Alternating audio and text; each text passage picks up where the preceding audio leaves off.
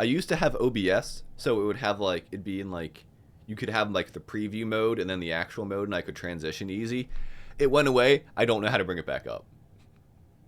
There's not a button for studio mode Okay, I figured it below out. your. Okay. Cool.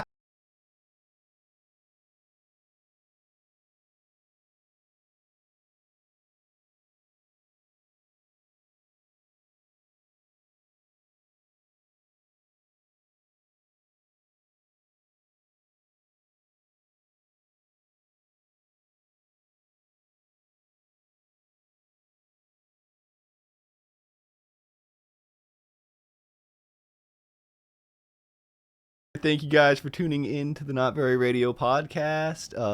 This is me, that's Paul, and we talk about Backxwash today. Woo! Thanks, me.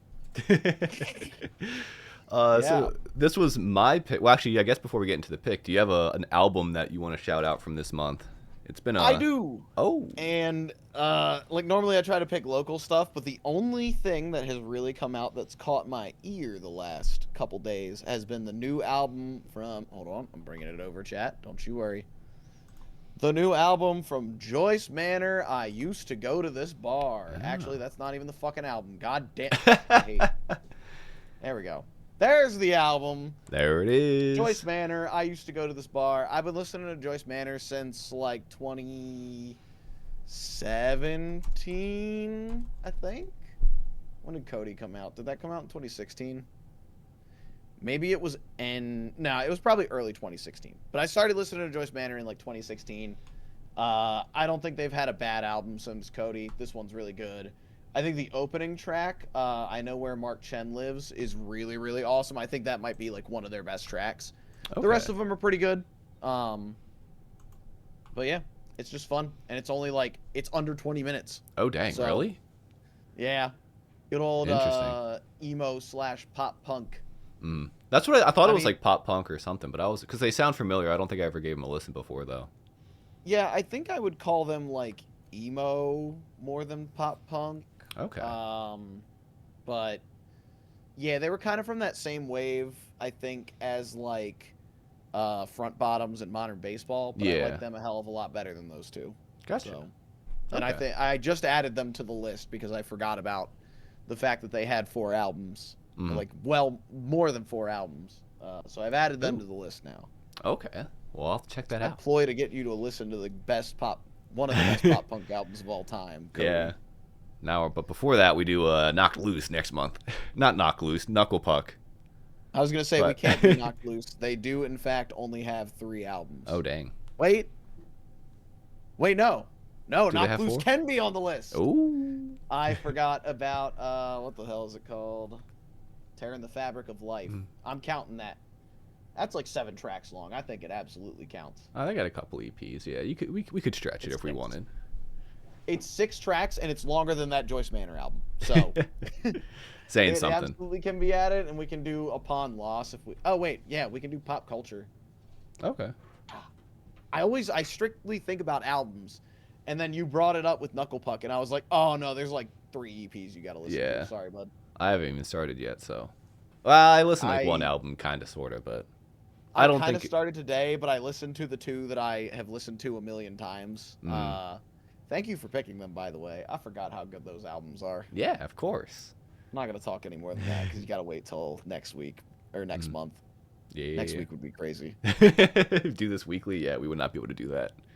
Anyways, what do you got, Kyle? I need to pop your stream on. I got the artist By Storm with their album My Ghosts Go Ghost. So I'm not sure if you've heard of the band Injury Reserve before, or I guess artist group, rap group, whatever, but essentially one of the members of Injury Reserve passed away like a few years ago.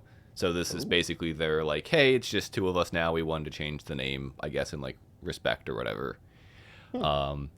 And this is just a really unique experimental rap listen. It's almost like it's one of those albums that you listen to and you go, oh yeah, I didn't know music was allowed to sound like this. Like it's really just wild. It feels like ambient, but not in how like, I guess kind of structured it is, where like it doesn't, like most rap it feels very driven, very forward. This does not, and it's, I don't know, as I enjoy it more of just like, how did they even think to like structure things and layer things and rap and sing over it in this way? It's really neat. It has the I saw the genre here, ambient, and I never heard of it before, but I said that, I was like, never heard of it, but it sounds right based on what That's this good. sounds like. Yeah. But yeah, it's really cool. It talks about like obviously the death of the previous band member and whatnot. Yeah. And it was just really unique rap listen. And I also Very never, nice. even though I know of Injury Reserve, I've also never listened to any of their stuff before. They were kind of like, I heard of them, and I was like, ooh, I'll get around to it, and then like never did. And then I was like, well, their next album I will, and that was this one. So That was technically this. yeah, so it's kind of this. I wish So- Acres had more albums so I could convince you all to do them. I don't think I've ever listened to them, Chris. Yeah, I've never heard of Acres. Yeah. Oops, ball pit. Kyle, is your camera only like half on the screen, or is that something with my Discord? I think Oh, that's it is something with your my Discord, yeah. capture. I must. Oh, you know what it probably is? I probably cropped this while. Uh-oh. I probably cropped it on mine. We're phasing on. out. We're losing him. Paul's going warp speed. No, Again, just listen. You don't have to watch. Just listen. Doesn't have to look. Exactly. It's not It's a pretty. Yeah, there's nothing pretty about this for watching's sake. Anyways, Yeah. all right, Kyle. My first pick, number 6. I had Deviancy in that slot. Ooh. Yeah. Where did you have Deviancy? I had Deviancy one above in slot 5. Slot 5. Okay, Yeah. that's fair. Mm-hmm. I feel like we're gonna have maybe some like similar opinions on I this. think so too. I will start off, since like this one is like the bottom of the barrel or whatever. This is an artist that I didn't think there was a bad album from. I think there were some that, much like what I'm going to talk about with Deviancy, I think there are some that just like didn't quite hit the right marks as the others. But I don't think there's anything bad here. Like, I think everything they've done is at least like interesting and fun enough that I would listen to it again. So props to you, Backxwash, if you see this somehow. My biggest points for Deviancy were there's a very, very sick vibe throughout. Like this kind of like much darker vibe coming off of, I listened to them in chronological order. So like Yeah. coming off of Black Sailor Moon, there's a much darker vibe to this one. And I like that consistency throughout it. I was not a big fan of Devil in the Mosh Pit. I feel like that one's just kind of a little chaotic, and like I don't like the chords that are being used. I feel like that's the point, but Yeah. that one just kind of like pulled me out a little bit. I loved the interlude. And like productions, like the production I think is something that stands out on every album. Production's very, very good here, very fun, like very experimental, and like very unafraid to just kind of do whatever the hell. I think my biggest gripe though is with the like the track placements. I think this album should have ended on You Love My Body the way it is. Yeah. Because I feel like that is such a better, like, I feel like that is a song that feels very final, both in like the instrumental and like the lyricism, and I feel like it's a nice way to tie the bow. But I do think Burn Me at the Stake is a great like closer as well. So it's like hard to pick, but that's just how I, that's how my brain works. But like, production's good, more cohesive. I think my standout track is probably You Love My Body the way it is. Okay. I need to pull the Backxwash profile up so I can pull this up and talk along with it. Yeah, I gotta be honest. This was, for some reason, the only artist. Actually, maybe there's a couple other.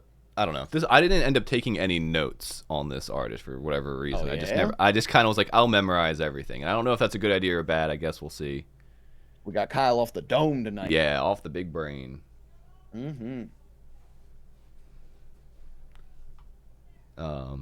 But I kind of agree with most sentiments that you were saying about it. I mean, I thought Devil in a Mosh Pit was fun. I'm not in love with it. I think for me, this very much comes off as like a transition type period between like what the Black Sailor Moon versus going into God Has Nothing to Do with It, it kind of feels like it's not fully into the full darkness that we eventually get to.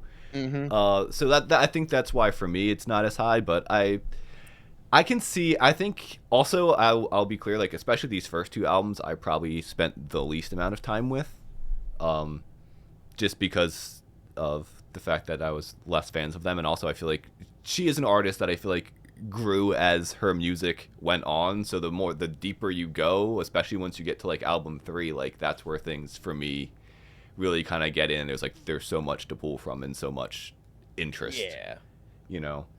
So, but I would agree. The first, like, we'll get to that one soon enough. But Black Sailor Moon kind of feels like this like first mixtape of like, what are we doing? We're having some fun. And then this one feels like we kind of have the idea of what we want to do, and then kind of in order, like the next 3 feel like this is what we were building to the whole time. And then the most recent one kind of feels like, all right, well now we've completed like the purpose of this. What are we doing next? The purpose of pain. But we'll get there. We will get there. Oh my god. All right. Any other thoughts on Deviancy? Not really. No. That one. Yeah. I think there's a couple cool tracks, but I do kind of stand by, and I guess this will go similar with Black Sailor Moon as well. Unless like you're really trying to take a deep dive into the artist, I feel like, and again, not to say that these are bad albums by any means. I enjoyed both of them, but I think you could kind of skip both of these if you really wanted to get a taste of like what Backxwash is doing. They would definitely be ones I'm like, these are not necessary. It's good if you want to learn more and know more, and just to see like the growth in the discography, but I don't think they are as essential. I would almost recommend not starting with these. Yeah. You know, because like I feel like these are kind of misleading as to what you're getting into with like the rest of it. Because again, like this one does kind of feel like throwing shit at a wall to see what sticks. You know, we've kind of got the vibe locked down, but then we've got some just like funky little tracks. Like again, I don't dislike Devil in a Mosh Pit. I feel like it is not what I wanted to hear after Don't Come to the Woods. Yeah. I think there are some like pacing, or not pacing issues, but like arrangement issues here. But yeah, I mean, again, overall, like it's not bad. I would listen to it again, and and I do think as like a discography listen, like it's, and I think in terms of art, I know we're talking less about the album now, but more about the artist as a whole. But I was thinking about it earlier, where I was like, I feel like her discography is probably like the best representation of like an artist kind of singularly growing in one direction for the most part. Yes. Because I felt that way for like the first half of Fall Out's Boy discography. It's like, you know, you have Take This to Your Grave, and then it's like, at least in my opinion, I feel like Under the Cork Tree kind of fine tunes a lot of that stuff, and then Infinity on High kind of takes that like stuff and adds a bit more like theatrics to it, and then Folie à Deux goes more, so you kind of get one to the other. And I feel like her discography does that really well, where you kind of have her doing what she does on Black Sailor Moon, and then you slowly kind of get this, the lights start to go down on everything. Yeah.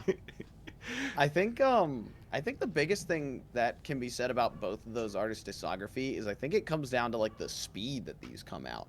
Because like that too, the middle 3 came out like 1 year after each other. Yeah. And I think even like, because with God Has Nothing to Do with It, that was in 2020, wasn't it?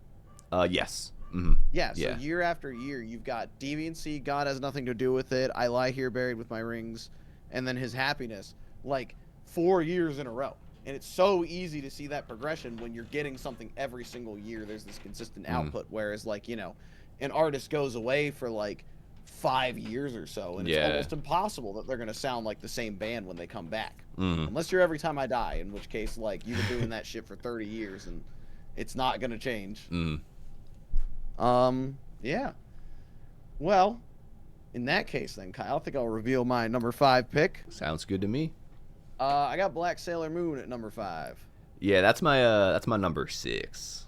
I had a feeling. Yeah. When Deviancy was not number, I figured these two would probably be bottom on both of ours. Yeah. I had more fun with this one, and I think that kind of shows throughout my my picks throughout the entire time. Is just like if I'm having fun, I'm probably rating it higher. Yeah. No, that's fair. I think this one also just like it's shorter for damn sure. It's what, like 14 minutes or something. Yeah. Quick I think listen. technically it's an EP. I think you're probably right. Yeah. I think that's probably what this would count as. At least on 'Cause, like, Album again, of the Year, it's listed as an EP. But I do think on Apple Music, it's put on as an. Where is it at? yeah, I think I wish Spotify and Apple Music would just let you pick whether it's an album or an EP or something, because they like Yeah. auto detect based on, I think, either how many songs or how long it is. Mm-hmm. Yeah. Because like, what was it? Car Bomb put out an EP, but it's like 3 Oh songs. yeah, dude. I thought that was going to be a whole album. I was so disappointed. I need to go back and listen to it. Though. I was like, oh, Car Bomb's back. We got a new album coming, Yeah. and then it was just the EP. And I was well, that was okay, the thing. I think I heard this like is sick. all 3 songs individually, and I was like, I can't wait for this album. And then I saw it like pop up, and I was And then you like, saw- here it is. And I was like, wait, these are just 3 songs. Yeah, I was like, whatever. Yeah, my biggest notes. Bro listens to Car Bomb, but not Dillinger. Correct. No, I did listen to Dillinger a little bit. I need to go through the albums. It's very short. Getting into my notes now. I think the biggest thing is that I do love the flow of this. This feels like a very well thought out piece where like there was a lot of thought put into what order things go in. Obviously, Heteronami and then I Got a Pentagram Tattoo are fantastic opening closers that like just tie everything together. And I think there's more tracks that I would go back to on this album, or that I could see myself putting on like a playlist. Like I could put like Black Sailor Moon on one, Voodoo, maybe Pentagram Tattoo. I'm not remembering much about Voodoo Aesthetic and Jane Dro, but I do like all those songs. I love all the samples and everything that are going on in this, all of the like skits and everything. Yeah, the little intro track where she's reading the Bible verse. There's so many. Any little. I mean, that was her reading it, but it's Heteronomy because Deuteronomy. Yeah, okay, I got it.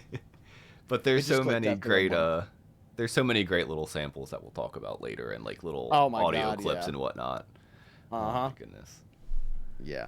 My only other note was I might pull up in a skirt. It's such an infectious ass line. It's good. It's good. Yeah. It's so good. I think for me, and this is definitely going to be a problem later on when it comes to ranking as well, is I think it's hard for me to like decipher, because there's such like a linear growth and you can see how one thing moves to another. It's almost hard to be like, well, wait, do I like it more?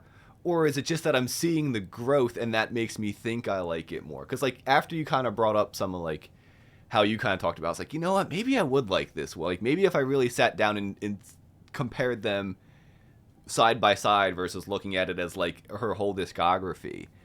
Because there's a couple other moments, like I mean, there's 2 albums specifically that I'm thinking of now where I've been like debating it this whole time of like, do I like this album more, or do I just like the fact that we go from this album to the next album, which makes me like, you know what I mean? Like just like the context of it all and that kind of thing, I guess. But it's just quality slop. You only like it because it's good.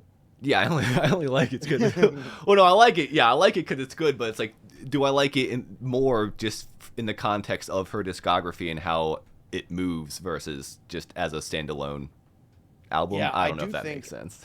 I do think the album to album progression. I actually put this on when I was driving up for my band show in Scranton on Saturday, because I had like a 3-hour car ride, and I was like, this discography's got to be listenable in 3 hours, and it was. Oh, nice. So I listened to them all like in chronological order in one sitting, and that was very very nice. I think that might have adjusted some things. Yeah, I think I actually originally had Black Sailor Moon above the next one, and then I moved it down because I was like, yeah, you know what? The newer stuff is just better. She got better over time. Could you believe it? Heaven forbid. Yeah, I mean, again, also Heaven this forbid is an artist grows. Is it? Well, actually, is this her debut EP? I guess, or is this? I don't know. She has one other EP. Oh, she has a Freaks EP, June 7th, 2018, and December 1st, 2018. So I guess it's technically. I didn't either. I guess it's technically her second, but still, like, in terms of what's on streaming services, which is what a lot of people see, I think this is a really solid showing. I think it's fun, and I think it shows a lot more of like her just like her personality with how at least in terms of this, like, because as much as like we're saying we do like a lot of the later stuff better, like I think this has such a different personality to it. Like when she's rapping about being in a 100%. skirt and being Black Sailor Moon, like that's not something you're gonna be hearing at all. A couple albums We down. gonna pull up, hit them cis fellas where it hurts. Yeah. Like, Bars. so it's crazy. It's crazy just how yeah.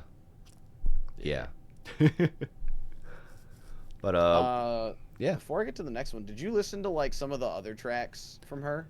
I did not know. Actually, I listened. I guess- I've heard Black before. I don't know if you listened to that one.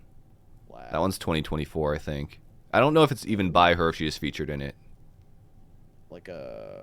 It's just a single. Yeah, there it is. Oh, I think she is just featured. on Yeah, it. I really like that one. I though. listened to the song from Cyberpunk, which was good. Ooh. And I also listened to her song that she did with Health because I like Health a lot. Mhm. I might have heard the Health one like when it came out, but I didn't revisit it for this. I should have though. I did revisit that, and now I kind of want to listen to that entire album because there's just crazy features on that whole thing. Oh, they Like, I got think Ada Poppy's Rook on that there. one. Yep, Poppy. I'm looking at it now. There's. Oh, you're looking at Disco. What is it? Disco 4 or whatever. Yeah. Why does Perturbators? Oh, It's they like did that Disco 4 album. Part 2 or something. Yeah, Disco. Yeah, Disco God, it's 4 playing Part 2 Gnostic. exactly.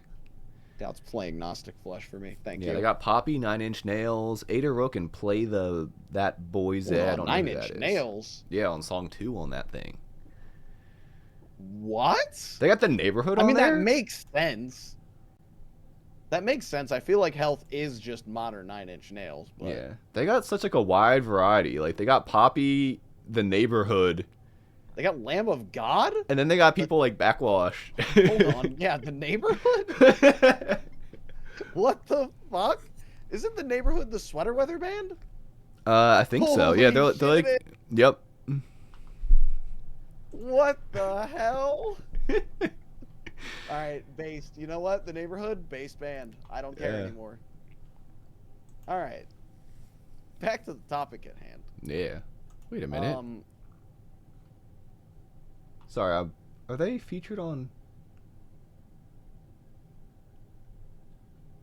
I don't see it. Maybe I don't know why this is here. Never mind. I think she was featured on something else that I had listened to, and I was Mm-hmm. like, "That's crazy." Or like maybe she was on like a compilation. Oh wait, she Yeah. is. Have you heard of yeah. Glass Beach? Glass Beach. No, I don't think I have. Okay, I haven't listened to them in a while, but they might be up your alley. But she's on one of their tracks, and that I guess was before I really knew who she was because I never realized that. I see. Yeah. All right. My next pick, number 4, was I Lie Here. I need to look at the full name. Ooh. I Lie Here Buried with My Rings and My Dresses. That's what it was. Where'd you have that one, Kyle? That's a good question. Where do I have it? This was one of the two that I was kind of talking about where it was hard for me to decide if I really like it as much as I do or if it's just that I like the growth for it. I think I'm going to put it I think I really like it. I might put it at 2 actually. Ooh. Yeah.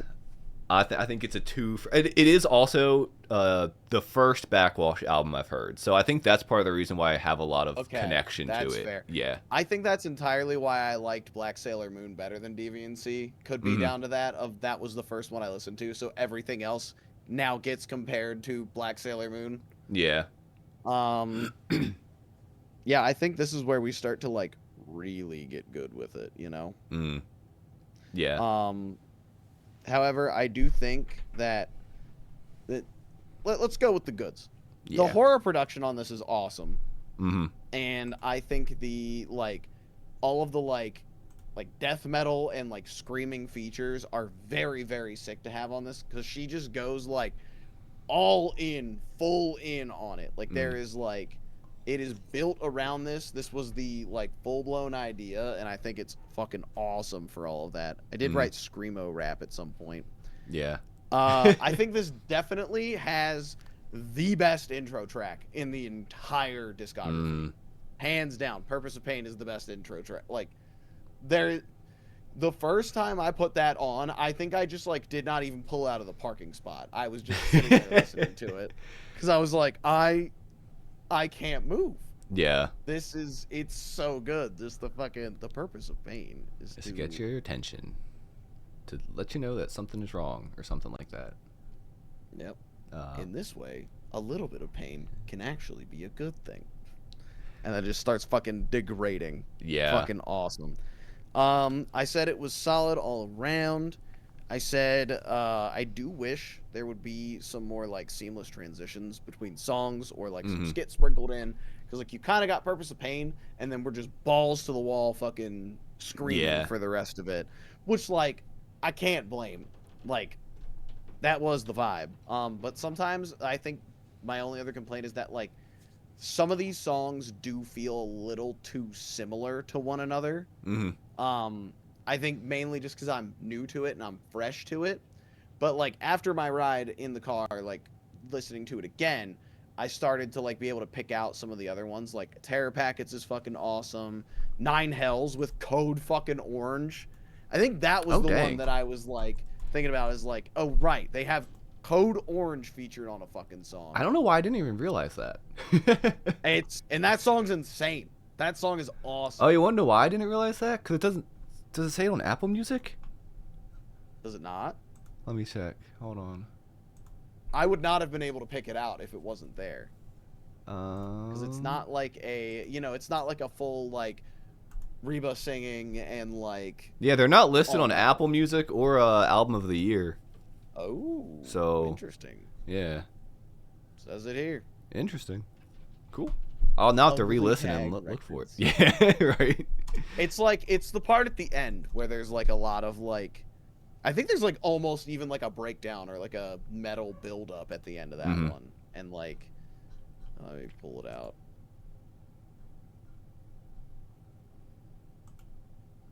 Yeah, there's like guitars and drums and stuff playing at the end of that one, so I think that's probably why they put it as like a whole Code Orange feature. It could have even been that she sampled Code Orange, and then had to put that in as like a get away with it kind of thing. Yeah, like a legal thing. Yeah, I'm looking on like Genius to see. Oh, I think they're okay. Well, first off, if you hover over Code Orange, it says Code Orange. Formerly known as Code Orange Kids. Interesting. But I think they helped produce it, so because they're listed as a producer. So I guess that maybe that's why. That also makes sense. And God, if there was ever a band that she should be collabing with, it is Code Orange, because I don't think there's anybody else who understands fucked up production as well as them. Oh, she's got clipping on this too. Does she? Oh yeah, I saw that they were I think also produced. Because I saw that they were listed as a producer. Dang, she got a lot of names on here. Yeah, Surgery Head's back because they were on Deviancy. Hayden said clipping mentioned. Clipping was mentioned, yes. Yes, yes. Ada Rook was the mastering engineer. That's crazy.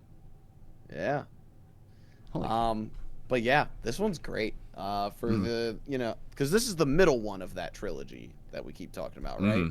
Yeah, I believe so. Yeah. I knew there was a trilogy, and I wasn't sure if I thought it was those three that you're referring to, and not the last one. I couldn't remember if it started here. Or if the last one middle. Is not part of the trilogy. I don't. Okay, that's what. Yeah, I thought that for a second. I was literally driving home, and I was like, wait, I think I have it mixed up. I think it's. Yeah. I think it's the. I think also sonically, it would make zero sense for that last one to be part of this trilogy. Yeah, that's fair. But yeah, I think that's all I really got about I Lie here. What do you got, Kyle? Yeah, I put it at number 2, and honestly, I think a lot of it is just a case of bias for me, of it being the first one that I've ever listened to of her, and because of that, there's just so much here that I love. But there is a ton of great stuff. I love I Lie Here Buried in My Rings, the song. That's probably one of my favorite songs by her. I also just love Ada Rook screaming on this song. Terror Packets is fantastic. I mean, just some of the lyrics on this album, like, entirely just, like, leave you feeling awful. Like, talking about, speaking to my dad through I'm disowned through a cell phone, talking to my dad. Yeah. The freaking, I am just stick to these hoes until the government says that I'm not lying. I'm like, there's just so many punches to the gut on this whole thing. And even like every time I've listened to the last song, on the album, I always just end up getting like choked up, and at the end, I don't know, when she's talking about like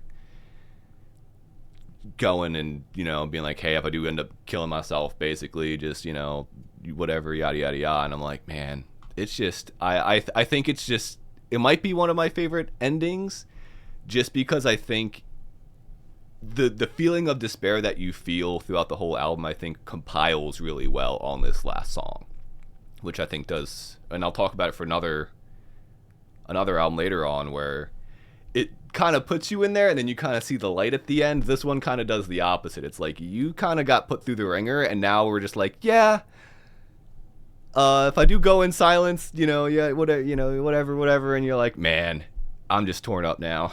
Like it's a tough listen.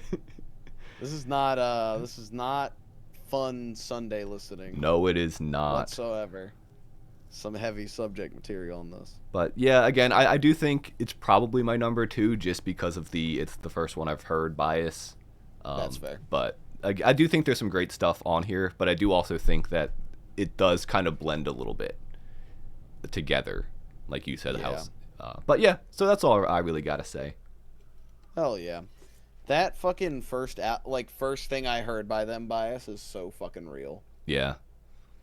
I didn't think it would be, but it is. Yeah. Like, I mean, it kind of is. I don't know. I think, like, I feel like it's like whatever you get into them with, you know? Yeah. Because, like, I think about, like, trying to give good examples here that don't spoil next month, because that's or next month, because that's the first thing I'm thinking about. Well, in terms of this artist too, like, this was her when she like officially kind of like hit her prime in terms of like writing, or right around there. You could argue the album before it as well, but like she was in the meat and potatoes. She wasn't, oh yeah, this is pretty good, I can't wait to see what she does next type music. This was, she's doing it kind of vibe, and I think that helped, and also just like the emotion like of all of the songs. So it's like, oh wow, this is what she's doing. Yeah, okay, so her song for Cyberpunk, I think, came out in 2023. That's interesting. Was that when the fucking... I guess that might have been when the DLC came out? I don't know. There's not a single artist on this I recognize other than her. Look at that. Music taste broadened. Because, yeah, I know, like, the Cyberpunk stuff. I know Health was on the Cyberpunk soundtrack. I think that was, like, their kind of big thing. Yeah. Cyberpunk official playlist. There we go. I do think Clipping is on my wheel. Let me make sure. I might have took them off. I took a lot of names off. No, they're still on there. Idris Elba original song on here. I forgot he writes songs. Yeah, he does. Yeah. All right, well, what are we on now? That was 3. So we got 3 more. We're blowing through this. Number 3. I don't know, I gotta get back to it. Number 3. I said number 3 for me was God Has Nothing to Do with It. Leave Him Out of It. All right, that was my number 4. All right. Hey, that's fair. That's fair. It's a damn good one. I can't pull that one. I gotta have to go to Bandcamp to pull that one up, so I'm just gonna leave it on my my screen here. I think I had some good notes for that one. Yeah, God has nothing to do with this. Leave him out of it. I think the first points against this one is obviously that it's not on streaming. I think from what you and I talked about, it's probably because of the samples. Yeah, because I remember it was on there. Because 2020, I heard of this album because I think I watched like Anthony Fantano do a review, and I was like, maybe I'll check it out, or you mentioned it, and I like saved it to Spotify, and I went back like a month later, and it was like all just like blacked out. You know how like when music's taken off Spotify. Like yeah, I can see that in some playlists with like some of the old No Business songs and stuff. Yeah, and I was like, well, I guess I won't listen to it then. I'm very glad that I did, because there are some very, very sick samples on here that I wish would have been cleared, like the War Pigs sample and like original Black Sabbath, like Black Sabbath the song sample. Which one was the War Pig sample? First track as well. Oh, was it? Yeah, it's both. Both Black Sabbath samples are on that first song. Okay, I didn't pick up on the War Pigs one, but I picked up on the Black Sabbath one because I absolutely love their first album. Yeah, I at least think there was some of War Pigs in it. Okay. And then later, I don't remember what song it is, but there is one that has a Beastie Boys sample Mm. from Rhymin' and Stealin'. But I feel like everybody's fucking sampled that, so why do we care? Fuck you, RCA Records. Yeah, you tell them if they're watching. Yeah, fuck you. Thankfully, it's free, so you can just download it if you want it. Mhm. You know, distribute it for free and all that stuff.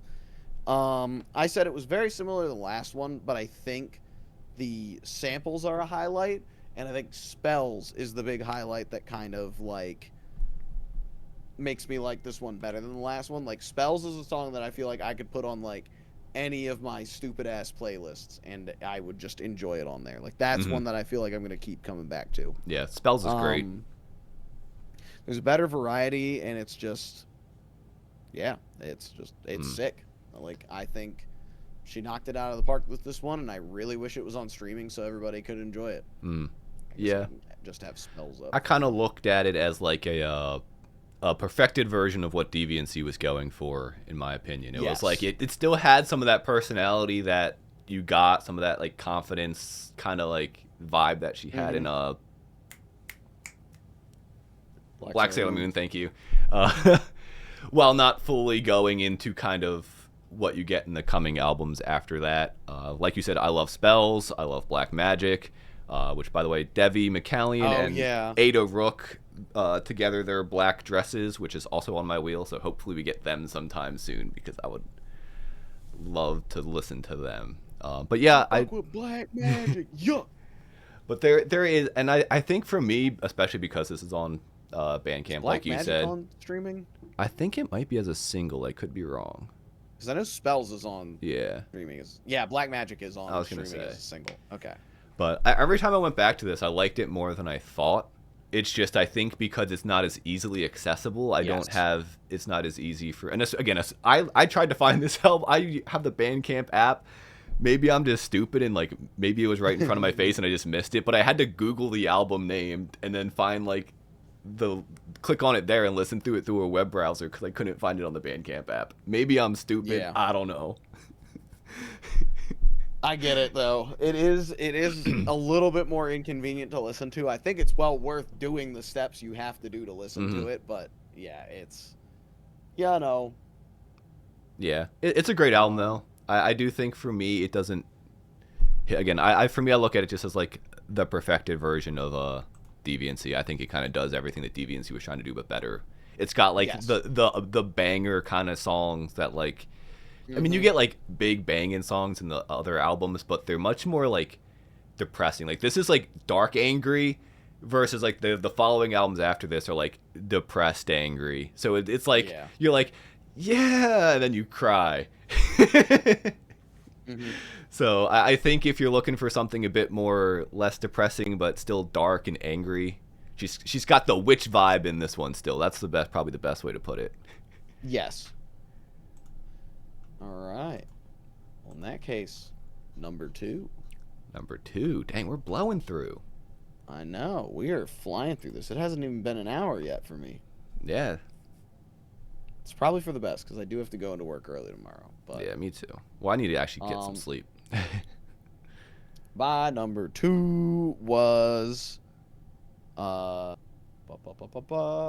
His Happiness Shall Come First Even Though We Are Suffering. All right, that is my number 3, and again, it's probably only number 3 and not 2, just because of, again, like it was the other. I Lie Here was my first Backxwash listen. Kyle, I think that means we got to take a shot.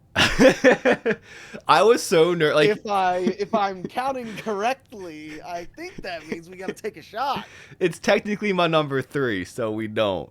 Oh, what you're saying for the last one? Never mind. I thought you meant for this one. Yeah. If I'm doing my head calculations correctly, we have the same thing at number 1. I was half expecting us to just put her discography in order for this, and I thought that's where you were going with your first 2, and I was like, oh, he just put them in order. That's crazy. Again, I really think it might be for me. Like, I Lie Here is there because it was I don't know. I'm still torn. I'm not even sure if it's the right decision. Dog, there's not a wrong answer other than I think Deviancy and Black Sailor Moon being your bottom two. I think Yeah, those should probably be there. These other four, I don't think there's a right or wrong answer. fair. That is Except for fair. apparently our number one is the right answer. It We is the both right got it. answer. But Yeah. let's talk about his happiness first. Yep. Goddamn, another fucking banger ass album.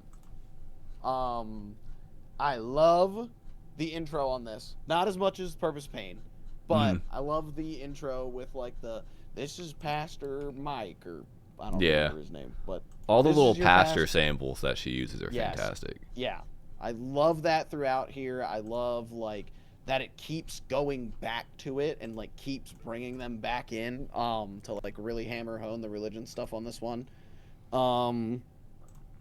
I love the use of panic chords in rap in some of these songs. Like, I did not think that was going to happen. I think that was on Nyama with Pupil Slicer. But just like hearing fucking panic chords in a rap song was crazy, because that is such a underground, like hardcore metalcore kind of thing that does not get used outside of those genres. So it was really cool to see that. Oh yeah, I also said there were some chugs in that one too. I loved Muzaki as a closer. I need to remember what that one. Yes, no, I loved that as a closer, because I think this is what you were alluding to earlier, where like this album is fucking dark throughout, and then you can kind of see that light at the end of the tunnel. And I especially love that with this being the last one in that trilogy. Yeah. I think that's a very important like thing to end on in that case. And I felt like this one was definitely the one where like I could like, not that I couldn't feel the emotion on the other ones, but like I could really feel something on this one. I think maybe because it's talking more about religion, a topic that I'm a little more familiar with. But yeah, this one's just good. It's really fucking good. And I think like it doesn't suffer from the sameness that like I Lie Here kind of has. And I think the production's like a very good step up from both that and Leave God Out of It. Yeah. No, I concur on everything you said. I mean, again, with the last track kind of just losing that very distorted, loud, hellish sound that the whole album has, with that little sample going on. I love the fact that like it even has like that radio static kind of sound. Like it sounds like you're listening to it on the radio, and like it's almost getting cut off a couple times, which I found maybe it was me digging a little too deep, but I felt like it was kind of, you know, the fight of staying in that more positive direction and trying, you know, with the radio static, how it cuts off the radio song sometimes. It's like it's she's fighting to keep that positive attitude and not lose the connection to it in a way. And in the end, of course, like she doesn't lose the connection. But I do think this album works so much better cohesively. I forgot to talk about the one clip specifically that I love when I Lie Here, the one where she's got the pastor going, all you homosexuals out there walking around with your pocketbooks, you need deliverance. Like, I think there is so much just like, I mean, and I'm that's with I Lie Here, but I think this album probably nails home a lot of the themes a lot better, in terms of just like talking about religion themes of like self-love, dealing, like, again, like we said at the beginning, like she is a trans person of color, and you see throughout her whole discography how she is told. There's that little audio clip on this album, I can't remember the song it's on, but the pastor's saying like, who taught you to hate your black skin and, you know, your black features and all this, you know, and it's meant to be like empowering and be like, you know, you can't listen to like the white standards and, you know, systemic racism and all that stuff, but, you know, kind of reclaiming that. But at the same time, in the last album, there's this other pastor. I mean, I don't think it's the same pastor. I can't remember. But, you know, again, saying that whole, like, you homosexuals with the pocketbook. So it's like the people that are, on one hand, supposed to make her feel good about herself are also still shaming and condemning her. And how is she ever supposed to learn to love herself when she's just in this cycle of everybody who's like, empowerment for you, but actually not you, because, you know, you're different. You're different than us that are, you know, different. You're more different, and we don't like that kind of thing. And I think this whole discography just kind of shows that. And where I think I Lie Here feels like she's just, in a way, like sitting in that kind of depression and angst and uncertainty. I feel like this one, it feels like she's almost like fighting back against it in a way. It feels like she's kind of clawing and finding again, going from the last album where the pastor was, yelling at her for being a homosexual. This one, she's looking at it as, hey, you're loved for how you are, like love your features, love how you look, that kind of thing. And I think for her, that was kind of the point, maybe, was to kind of like recontextualize certain things. And I don't know her full stance on religion, if she's fully wrote it off or if she's whatever, but I think for me it sounds like she's like, I'm taking the parts that I need that can make me feel good. Mm-hmm. And whether that means that she's going around going to church at all, or if that just means, no, I'm just going to say that God loves me whether I believe in a God or not. I think it's really neat, and I think it's really nice. And the Mordecai and Rigby line as well. So I'm scrolling. Oh my God! Yes. I almost forgot about that. In Juju, that line is crazy. There's some sucks that we can't say it because there's a slur. Yeah. God, that's a good line. You should go listen to Juju. I mean, listen to this whole. I think this. Okay, well, probably outside of number one, I do think this is probably the most cohesive and consistent. Yes. And I think that's another thing that I really liked about it, and obviously that I liked about number one. Mm-hmm. Oh, also the sorry, keeping on like the audio little samples, but the one on I Lie Here as well, of like the woman talking about how like she grew up in like a mostly white neighborhood, and she's like, cops didn't know who I was. They would, stop me and pull me over, and she kind of gets cut off and just goes, Stockholm, Stockholm, Stockholm. Do you remember that? Yeah, that I just again, there's so many just like socio, I guess, political commentary throughout this whole thing that all kind of weaves into how she got to this point of self-hatred, and then you kind of watch her crawl her way out. And I think, like, I know we're supposed to be talking about albums, but I think that for me is why everything's kind of ranked basically in order. Because for me, it's like you see this progress and you see this growth, not just as an artist, but as a human being. And I think that's just so cool. Like, it doesn't feel like she took a turn and now she's talking about something else. It's like, here she is. She's like, I'm trans and I'm proud, but here's all the reasons why I hate myself. Here's me struggling with my drug addictions and this and that. And here's me fighting to get out. And then as we move on to number one, here's kind of how I got out, even though I still struggle from time to time, kind of thing. Yeah. I think that is the hardest thing to rank about this discography, is that, three of them are in like a purposeful trilogy of albums that were written, I assume were written together and made to be like released in that order, released together, probably made to be played back to back to back. Like, you can't separate them. Like, it's not as easy as with some of the other artists we've talked about, like August Burns Red just gets into the studio and writes like 12 songs and calls it a fucking day. Like, there's nothing connecting those. Whereas this is like the whole discography, like each release is important to the next, and the releases that come before it are important to that release. And it's like, you don't get anywhere without all of it. So I'm very glad we did this. Me too. This was really good. Well, I had a feeling you would like it, but I was still like, I don't know. So, I was like, I think it's hellish sounding enough for you. Yeah, it definitely was not something I've like really listened to before or really given the time of day before. But I think like I really like what is going on here, and I think it is all really, really well done. I don't think I'm gonna get into a whole bunch of like screamo rap because of this, but like I do think like this is a very incredible like work of art of a discography. Yeah. So, without further ado, number one for both of us, Only Dust Remains. Yeah, boy. Yeah, it's so good. It's so good. My number, what was it, 10 or 9 for albums of the year for 2025 as well. Was it? Yeah. Now, that's why I didn't put it on the Kyle albums list. So I was like, I'm going to listen to it anyway. Listen to it anyway, yep. Hell yeah. Oh, there's just so much to love about this. This is the most cohesive sounding one. This is the most like purposeful track listing. And I feel like a lot of the songs on this are like just great singles as well. Like Like I think about like Black Lazarus, Wake Up, Ninth Mm, Heaven. Like those are all mm, songs that mm, fit great on like mm. playlists and like you can just listen to. Also, Wake Up's like Um, 7 minutes long, and yeah, it just blows through and goes through so many little transition points.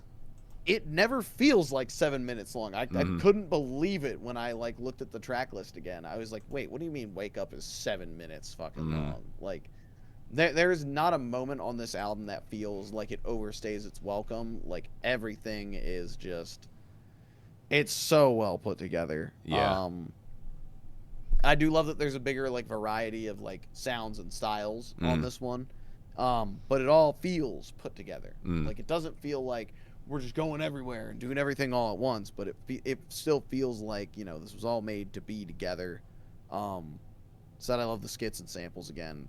mm. The especially the last two tracks. I think that's such a amazing transition from like Love After Death into Only Dust Remains. Like Mm. it's just that one's beautiful. Yeah, This is very special. mm. Yeah. Again, I mean that it was my number 10 or 9, whatever it was, for a Mm-hmm. reason. I think this is, and again, like you said, like it's not as harsh sounding, but I think she did all she could with that sound, and I think like moving into this Yes. direction was like the perfect time. And like I said, I know it's not part of the trilogy, but like, and I keep talking about it, but I really do feel like her discography, probably out of all of the artists that we've done, show so much growth. Like if there was any of the bands that or artists that, at least for me personally, that we've listened to so far that like is worth kind of going from front to back discography, I'd say it's this one. I think this one has such a clear path, and I think you get so much more out of it by going from one to the other.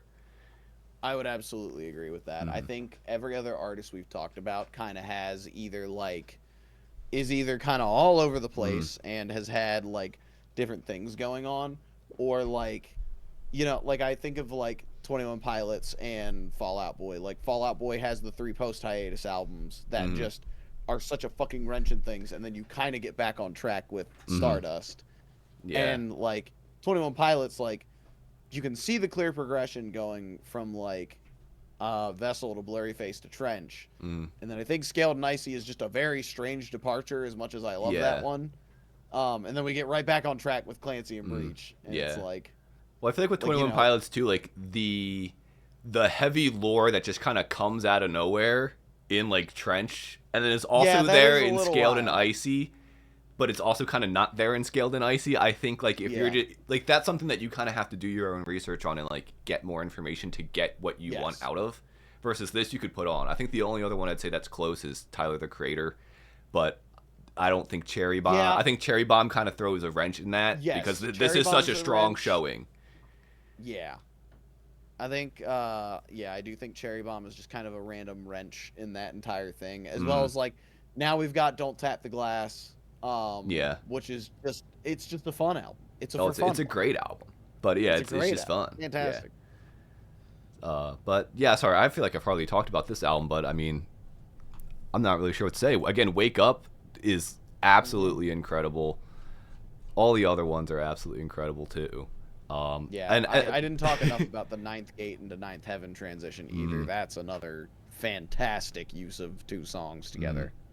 Also, sorry, I know I'm jumping all over the place right now, but it's because again I should have took notes and I didn't, so I'm thinking of everything when it's too late.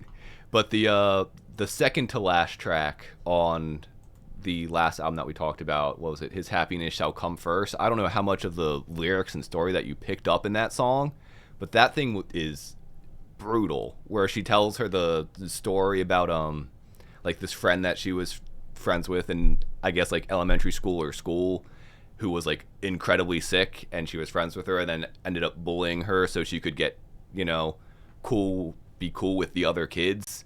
And then that girl Mm, passed away, and it ends with her saying, like, I was there at the funeral and I had to look her mom in the eyes, and I saw the dead body look away from me. And she's like, if that's the last thing I ever say, I hope I choke on it. And then it just comes in with the my evil deeds thing. And like, it gives me chills like, it's like, there is so much, like, again, there is a lot of incredibly emotional weight in all of these albums, and do not tread lightly. Yeah, right yeah. there. Yeah, the But all those lyrics, it's incredible. And Yeah, I think this album, back to the Only Dust Remains, I think this album is like the perfect album to kind of, I mean, again, not to say that she's done, but like this is the perfect album to kind of close things on, where you just kind of see her still in it, but like fighting back and, you know, kind of Mm-hmm. letting people know like, hey, I'm doing better. I'm working towards things in a way. And I love this album, man. And I love her whole discography. Like, Mm-hmm. I agree, man. I agree. yeah. Um, Is that it? damn. Yeah. I think that's it, man. We flew through this. Because I didn't have notes, man. I should have took notes. That it's because you didn't have notes, and we're not arguing about that's true too. We only have good things to say. This might be the only I know one this is where probably the only. there's not a single album that I just kind of was like, eh. Yeah, no, like I said at the beginning, like everything's good. Like even Mhm. DV&C, where I'm just like, yeah, I like this one the least. It's Mhm. still like, I think I still had that at like a 7 out of 10 or something like that. Yeah. I've been trying to put like little number ratings Mhm. to help me remember how much I like them. Yeah. That's what I do. Problem is when I put the number rating the first time I listened to it, and then I listened to the album like 7 more times. Yeah, it changes. Because I Yeah. absolutely did that with this one, and I might, I don't know. I'm very interested to do the Knuckle Puck listen. Yeah. Because, like, I know what I think number 1 and 2 are going to be. I wonder what it could be. I don't know.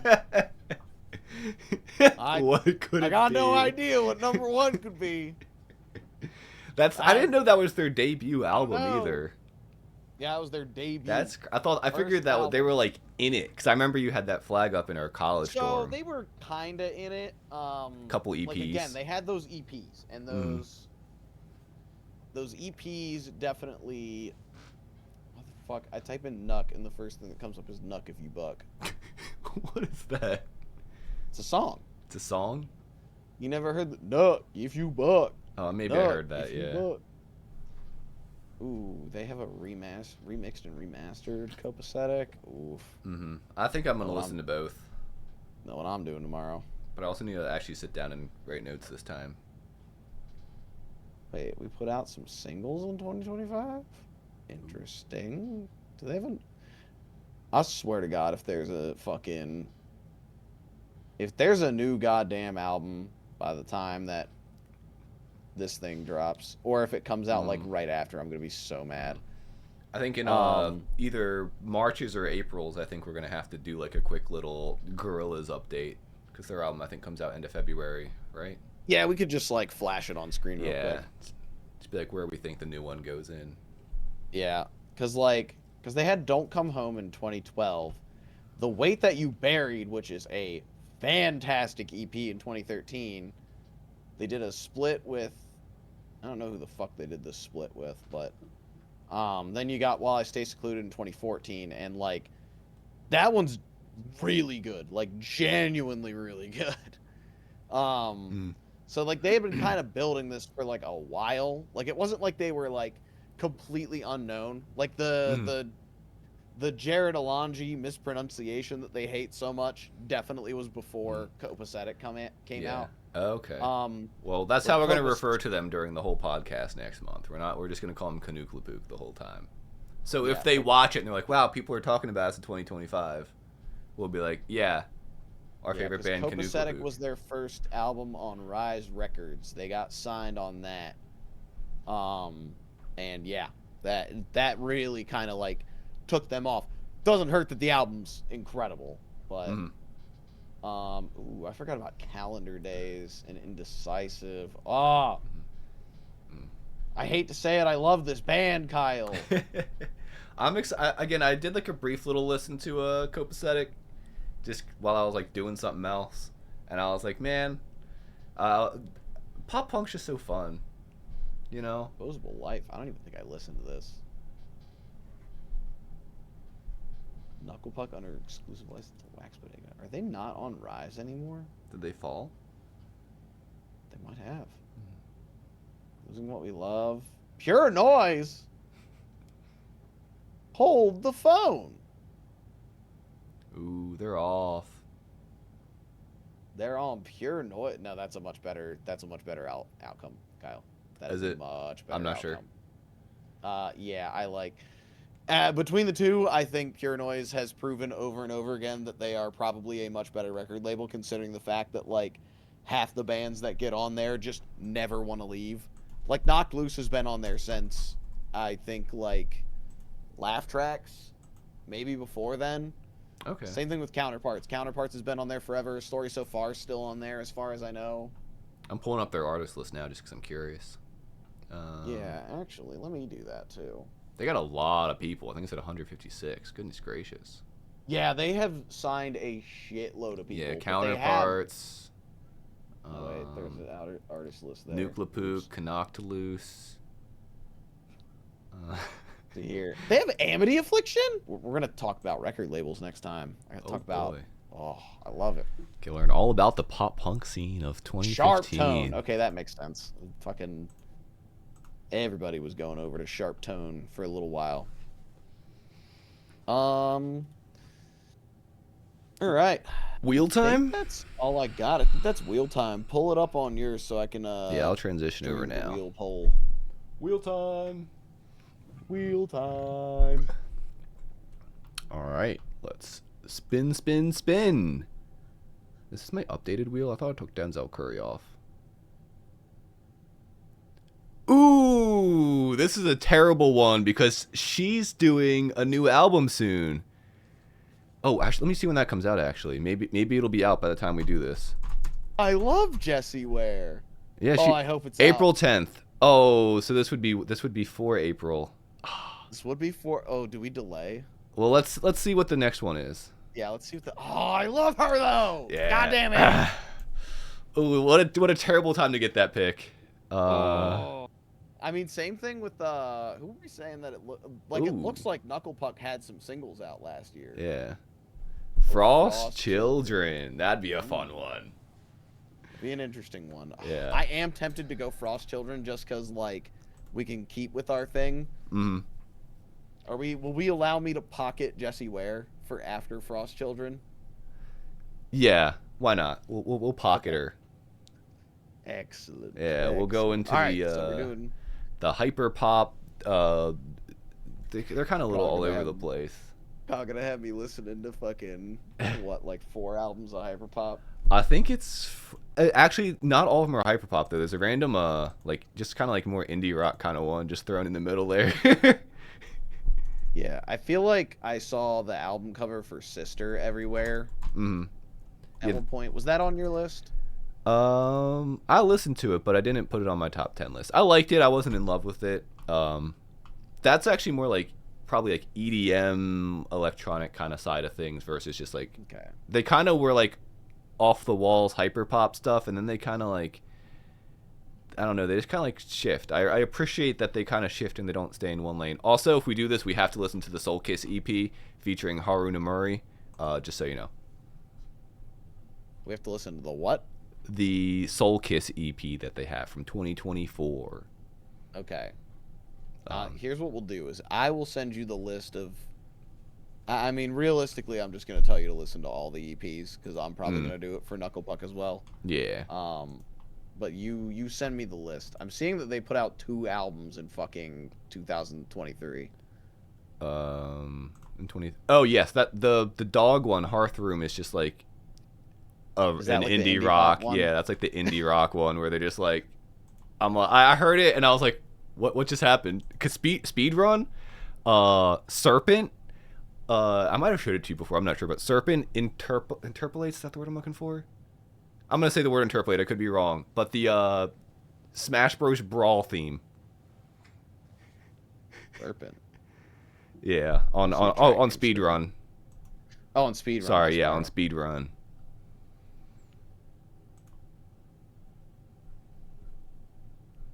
It's one of my favorite songs that they probably have, but I also have not heard their first 2 albums crazy. really. I just listened to that. Oh, that's so fun. Yeah, it's so cool. Okay, hell yeah. I'm excited for this. Yeah, I like this Hearing one because it's kind of diverse. I'm just like, all right, that's crazy. Yeah. All right, well, we'll pocket. I'll do next time I spin. I'll spin one, and then you can pick between Jesse Ware and whatever's next. All right. Sounds good. Sounds good. Let's hide this. We'll try and remember that. We'll have to like send it in the Discord to like. Yeah. I'm gonna message that to you like in our DMs real quick. Mm-hmm. Oh, I definitely took some of these off of here. They must not have saved. Cause I know I took Denzel off. I thought I took Bjork off just because she has a long discography, and I don't know if I want to do that. And then we can take Frost Children off. Why doesn't it? Do I have to select and then what? I don't know. Yeah, I think it's all I got. Thank you all for watching. You can find us on all things Not Very Radio. Kyle does music reviews on that bitch. Yeah, I do. As well as post the podcast later. I stream as CQB Waffles, and I make music as No Business and play bass and Bedroom Floor. And then Kyle's got Stanley Banley and iCup. Yeah. Are those back up? No. I've been thinking about I want to like wait till... Dude, I don't know. I got depressed and I them off. That's what happened. Yeah. I spiraled a little bit and I was like, what's the point? That might have happened with the original No Business EP. I was probably just like, I suck at everything. This sucks. Get it out of here. Yeah, I just like got the... Like, because like, it's frustrating because like I know people don't listen to it, but I like it up there for me. But I just kind of like, I don't know. I had like a bad like month and I was like, screw everything. And now I'm like, I want to put it back up. But I'm like, I want to work on some new music and then have a reason to put it back up. So I think that's what I'm going to do. That's fair. But yeah, I admittedly would go back and listen to it every now and then. Yeah. Appreciated. I enjoy it, especially like because you put out the one album last year, right? Yeah, that was the thing. I put out that album and like a month later I was just like, I hate everything. But it was such like an awkward just, I don't know, release because I like those songs so much, but then at the same time, like by the time I was putting them out, I was just sick of trying to work on them and get them to sound good. And there was like one or two that I still wasn't happy with. Let's you and me sidebar after we raid these people out. I wouldn't mind if you sent me over all the stems and I just try to mix it. Okay. Because I would love to try and mix some stuff, and that just feels like it would be very interesting for me to like mix and produce. So. And I got vocal line, so I can really like, tune everything in. Well, I think I just needed to like full send onto a lot of like, because Logic has like a little vocal thing, but I was always nervous about turning it up so much, and I'm like, I think I should have just went I think I should have just experimented more and went all the way up, and then been like, all right, let's pull it down. But I was like, oh, I don't want to do it too much. Yeah. Nonetheless. I know what you mean. Anyway, we'll raid out. Yeah, I actually don't have anybody to raid, so. Yeah, neither do I. Damn. Yeah, fucking Zuko isn't live anymore. Otherwise, we would have rated him. Yeah. I was hoping for that one. So, I guess we're just saying goodbye then, chat. Till next time, I figure we'll do March 2nd. Yeah, March 2nd. I don't think I have anything going on that day. Sounds good to me.